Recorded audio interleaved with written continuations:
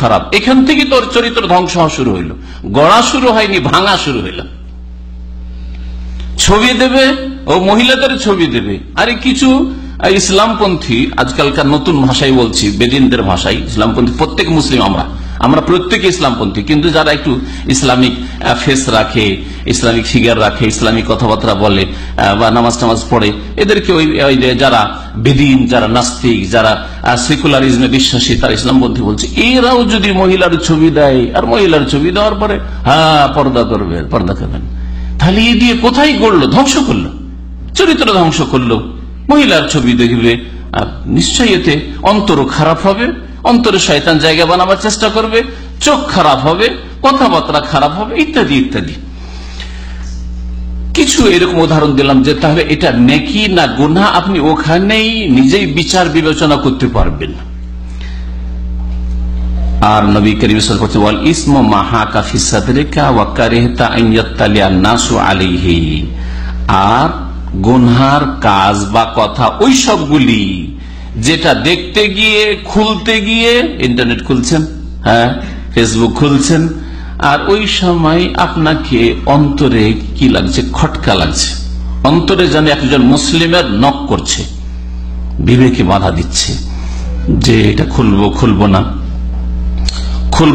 না, এইরকম দ্বিধাদ্বন্দ্ব হচ্ছে। মাহা কাফি সাদরিক, মনের মধ্যে দ্বিধাদ্বন্দ্ব। একজন মুসলিম, নামাজি মুসলিম ছিলেন, ভালো পরিবারের ছেলে ছিলেন, জীবনে কোনদিন এইরকম ওয়েবসাইটে ঢুকেননি বা এইরকম ছবি দেখেননি, খুলবো কি খুলবো না, এটা খুলি আবার খারাপ একটা ছবি চলে আসলো, তো আরেকটু বাড়াবো কি বাড়াবো না, এখানে ক্লোজ করে দেবো, দ্বিধাদ্বন্দ্বে পড়ে গেছেন, তার মানে গুনার কাজ।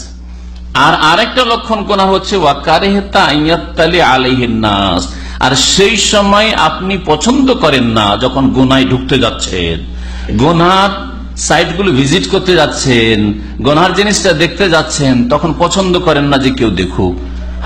একবার ইন্টারনেটে এইদিকে দেখছেন, একবার ওই দরজা দিয়ে দেখছেন যে মা না ঢুকে যায়, আর একবার দেখছেন কি যে আমার বাপ না চলে আসে, বাড়িতে বেল বাজলো নাকি, কেউ আসলো নাকি, ইত্যাদি, বা ভাই বোন কেউ চলে আসলো নাকি, কেউ আসলে সাথে সাথেই নিচে নামিয়ে দিলেন অথবা অফ করে দিলেন। এই রকমের চরিত্র যদি দেখা যায় আপনার মধ্যে, তাহলে জানতে হবে যে এগুলি হচ্ছে গুনাহ। ইন্টারনেট খুলবো কখন? যখন বাপ মা নেই, ঘুমিয়ে গেছে, তখন খুলবো। ভাই বোনেরা ঘুমিয়ে গেছে, কেউ না, নির্জনে গিয়ে খুলবো। বাপ মায়ের সামনে না ইন্টারনেট খোলা যাবে। কেন খোলা যাবে না? যদি আপনার শিক্ষার সাথে সম্পর্ক থাকে, আপনার চরিত্র গঠনের সাথে সম্পর্ক থাকে, আপনার হোমওয়ার্কের সাথে সম্পর্ক থাকে, আপনার যদি ইসলাম সম্পর্কে জানার সাথে সম্পর্ক থাকে, তাহলে বাপের সামনেও খুলবেন, মায়ের সামনেও খুলবেন, ভাই বোনের সামনেও খুলবেন, সবার সামনে খুলবেন, আর সবার সামনে আপনিও শুনবেন, আর তাদেরকে বলবেন যে শোনেন, আপনারও শোনেন। তাহলে আপনার চাইতে বেশি আপনার বাপ বুঝে, আপনার মা হয়তো বুঝে। যদি তাতে কিছু আপত্তিকর থাকে, সেখানে তাদের রিমার্কস হবে, আপনাকে সাথে সাথে হয়তো সতর্ক করবে, অথবা ভালো হলে তাদের জানা না থাকলে আপনি জানালে আপনার দাওয়ার কাজ হলো।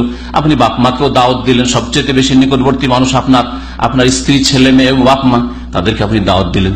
কিন্তু মহিলা স্বামীর সামনে খুলবে না, স্বামী স্ত্রীর সামনে খুলবে না, ভাই বোনের সামনে খুলবে না, বাপ মায়ের সামনে খুলবে না, অথবা আসলে চমকে উঠলো, তার মানে গুনাহ কাজ, এই